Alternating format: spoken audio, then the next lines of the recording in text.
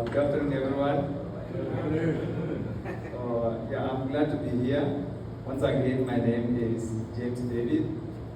I am from Kenya and I am studying in Mountain College. This is my third year as a theology student.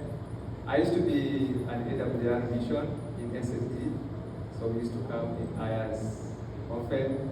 So I know most of you know my face is very familiar to you because we used to come to AIIAS because of the worship and also playing soccer. So my research or my study is based on Joseph, a model of financial stewardship amid crisis. So it's a biblical research. I don't have statistics. And the Joseph that we are talking about here is Joseph, who was the prime minister of Egypt.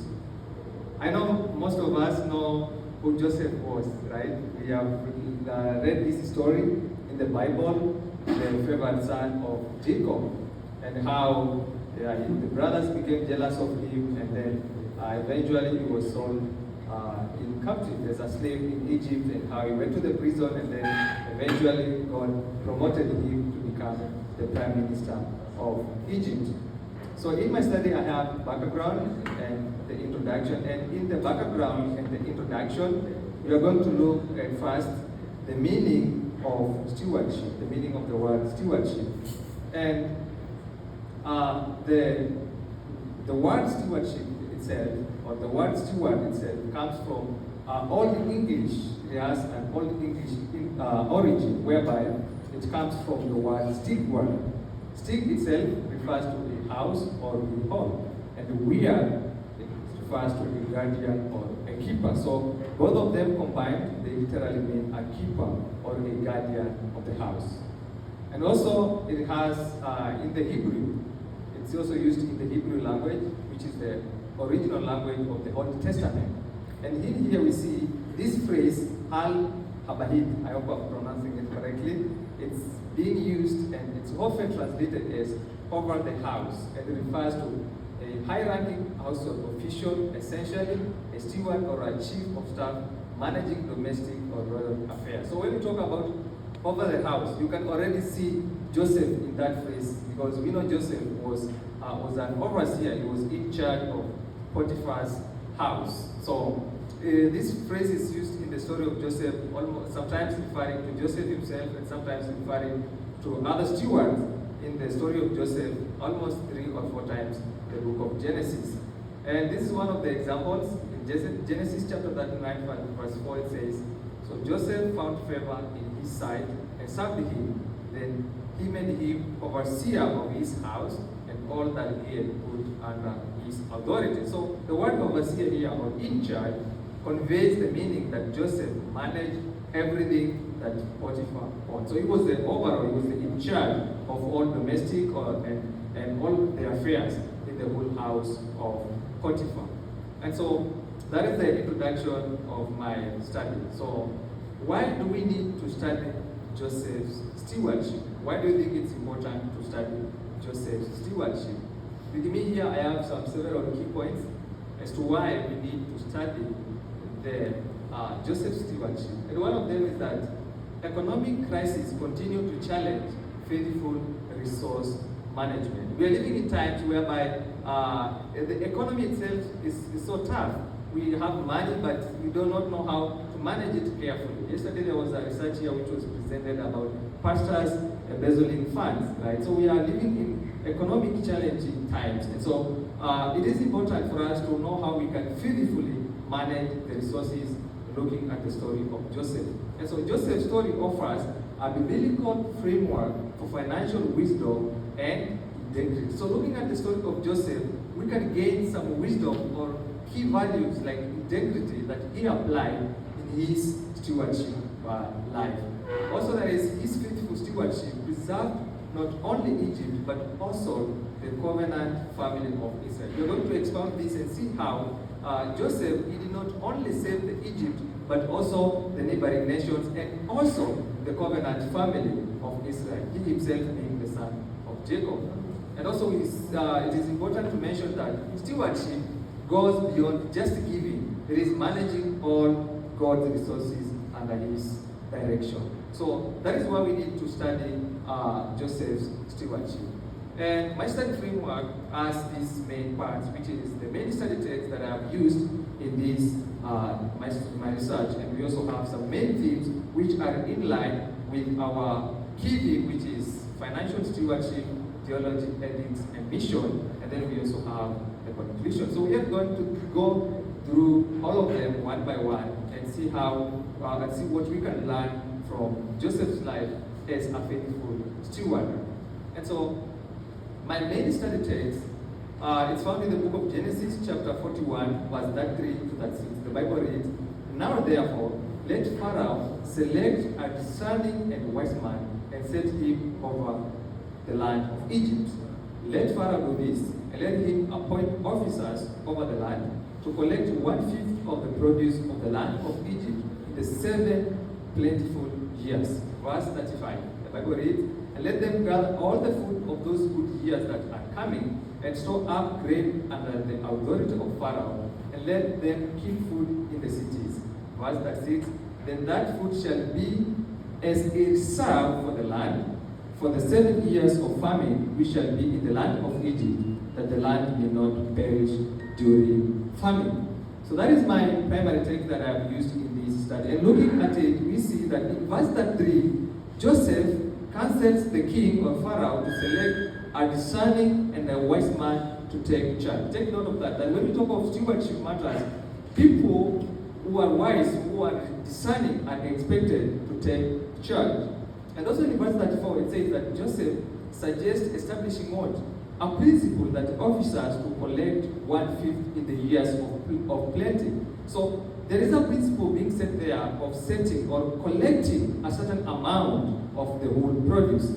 And verse 35 and 36, Joseph suggests storing the grain and Pharaoh's authority for years of famine once they are gathered in. So quickly, the context of this verse, it happens after Pharaoh dreams, and none of the Egypt wise men could interpret the dream. So yeah, it's very common during the Old Testament, the kings would dream, and even during the time of Nebuchadnezzar, but the wise men and the gods that they believed in could not interpret the dream. So Joseph is brought out of the prison, and then he was called before Pharaoh, and through divine revelation, Joseph was able to interpret the dream and then advises Pharaoh on the plan on how to save the nation. So that is the immediate context of the key text that I have.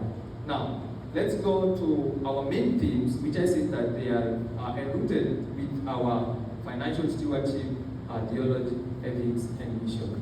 So, number one, on theology, this is the first point, that stewardship requires divine wisdom. Stewardship requires divine wisdom. And we see that Joseph's counsel to Pharaoh revealed that true financial stewardship begins with dependence on God's wisdom and not human ability. So when Joseph goes ahead to give the plan to Pharaoh, it shows that he was not relying on his own intelligence or on his own skills as human, but he was relying on God's wisdom. In verse 16 it says, "So Joseph answered to Pharaoh, saying, 'It is not me. God will give Pharaoh an answer of what? Of peace.'" So Joseph acknowledged that the wisdom that he's using, it's not from him, but from God who gives the answer of peace. So also, in a nation devoted to worship of other gods and that had magicians who could not interpret the dream, Joseph courageously stood and said that only God, the Creator, was able to. So Joseph's wisdom and his plan was rooted on his dependence on God's wisdom. And again, his wisdom was also as a result of a life surrendered to the guidance of the Holy Spirit. See what Pharaoh says in verse 38. Pharaoh recognized the divine influence and exclaimed, "Can we find such a one as this, a man in whom the Spirit of God?" So Pharaoh himself acknowledged that actually this man his advice, his plan is not from the human perspective, but under the guidance of the Spirit of God. So for us to be faithful stewards, we have to rely on God's wisdom and the guidance of the Holy Spirit. The second point on ethics, it is that the stewardship involves setting apart a portion for God. Stewardship involves setting out a portion for God's mission or for God's purpose. So, looking at the principle of giving a portion or giving tithing, at first it appears in the Old Testament during the time of Abraham. This was long before Mosaic law, whereby Abraham first gave a tenth of all his possessions to Melchizedek in Genesis chapter 14, verse 20. And then Israel continued the tithing to support Levites and also worship. That is in Leviticus chapter 27, 30 to 32, and Numbers chapter 18, verse 21 to 24. And also, when we come to New Testament, we find Jesus Christ affirming the importance of tithing to Pharisees, and he tells them in Matthew 23, verse 23, that they should, he reminds them to continue practicing the latter, which was tithing, and without neglecting the former with injustice, mercy, and faithfulness. In other words, he was trying to remind them not to neglect the other virtues like mercy, like faithfulness in their tithing or in their giving. And also Paul, during the time of apostles, he encouraged believers to do what? To give as one has prospered. In 1 Corinthians chapter 16, verse 2. And also he emphasizes cheerful and willing generosity as the spirit of Christian what? As the spirit of Christian giving. 2 Corinthians chapter 9, verse 6 and 8. And now looking at the Joseph, as Joseph steps into Egypt's administration, he does what? He introduces the aspect of stewardship through a principle of systematic saving, as he directed the collection of 1/5 during the years of plenty. So when he steps into the role of administration, he tells them we need to have a principle of what? Of saving, of giving something, giving a portion, setting a portion of us aside of everything that we have gathered in the times of blessing or the years of plenty. So looking at the Old Testament, the New Testament, and Joseph's example, setting aside a portion for God is ethically responsible, and it requires discipline, integrity, and faithful management of his resources. So God has blessed us with finances, has blessed us with a lot of resources. And for us to set a portion aside for him, or for his mission, or for his work, we need to do that ethically responsible with a lot of discipline, integrity, and also with faithfulness. And the third one is the mission itself, which is the stewardship, is a channel of blessing for God's mission. We see in the story of Joseph that Joseph's prediction of years of abundance itself suggests that prosperity itself is a blessing from God, not solely the result of human effort. So in the interpretation of the dream, Joseph tells Pharaoh that it's going to rain for 7 years. We are going to have 7 years of plenty, of abundance. And this itself is a what? Is a blessing from God. And it suggests that in the book of Psalms, Psalm chapter 24, verse 1, it says, the earth is the Lord's and all its fullness, the world and those who dwell therein. So this one alone acknowledges that everything that we own and everything that we have, including our finances, is all from the Lord. And so it says here that the grain that was stored during the abundance became a reserve for the land, ensuring that the people of Egypt would not perish.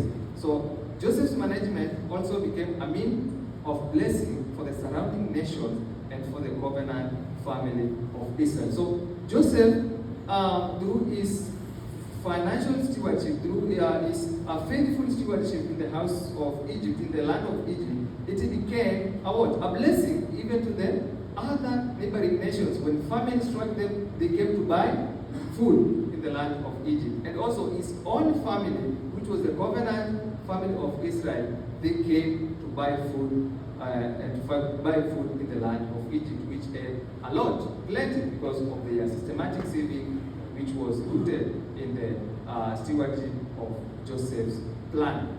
And the Lexicon says in Faith and Works, page 22, that now every member of the human family is given wholly into the hands of Christ, and whatever we possess, whether it is the gift of money, of houses, of lands, of reasoning powers, of physical strength, and intellectual talent, in this present life, and the blessings of future life are placed in our possession as God's treasure to be faithfully extended for the benefit of man. So, in our conclusion, we have here that when resources are handled with care, And in accordance with the divine principle, they become a channel, they become a means of blessing, not only to us, but also to the other people who do not know the gospel. So if we invest very well in the tithing, in our giving, or setting a portion for God, then we become not only a blessing for us, but also to those who do not know the gospel. So to be faithful stewards in challenging times, we must rely on the divine guidance and the Holy Spirit, and cultivate integrity and display by setting a portion of our resources for God and use what He has entrusted us to bless others. So thank you so much for listening to my